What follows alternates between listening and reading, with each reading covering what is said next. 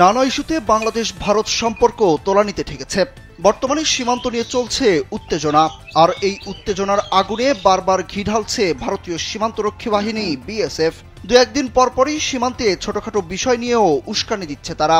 সীমান্তে শূন্যরেখার মধ্যে বেড়া নির্মাণ কিংবা কোনো ধরনের তৎপরতা চালাবে না এমন প্রতিশ্রুতি দেওয়ার পরও পাটগ্রাম সীমান্তে বেড়া নির্মাণের কাজ করেছে তারা।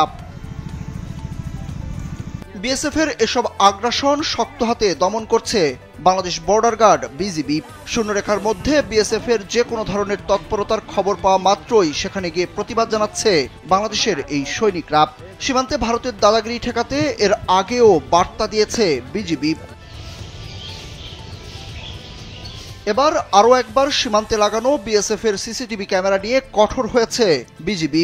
গত ৯ ফেব্রুয়ারি রাতে বাঁশজানি সীমান্তের ৯৭৮ নম্বর আন্তর্জাতিক সীমানা পিলারের শূন্যরেখায় ইউক্লিপটাস গাছে একটি সিসিটিভি ক্যামেরা স্থাপন করেন বিএসএফের ছোট গারল ঝোড়া ক্যাম্পের সদস্যরা।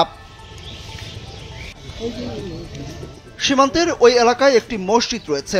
ওই মসজিদটিতে বাংলাদেশ ও ভারতীয় নাগরিকরা একত্রে ৫ ওয়াক্ত নামাজ পড়েন।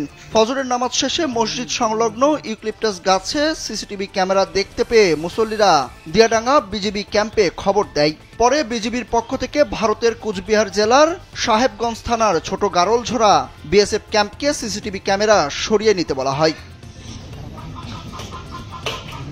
এ নিয়ে কুড়িগ্রামের ভুরুঙ্গাবাড়ি উপজেলার বাঁশজানি সীমান্তে বিজিবি বিএসএফ পতাকা বৈঠক অনুষ্ঠিত হয়েছে। বৈঠকে বিজিবির জোরালো অবস্থান ও তীব্র প্রতিবাদের মুখে সীমান্ত থেকে ক্যামেরা অপসারণের সিদ্ধান্ত নিয়েছে বিএসএফ। মঙ্গলবার বেলা ১১টায় জোড়া মসজিদের কাছে বাংলাদেশের পাশে বিজিবি বিএসএফ ব্যাটালিয়ন কমান্ডার পর্যায়ে এই বৈঠক অনুষ্ঠিত হয়। প্রায় ২.৫ ঘণ্টা বৈঠকে জোড়া মসজিদ ও সিসিটিভি ক্যামেরা নিয়ে ফলপ্রসূ আলোচনা হয়।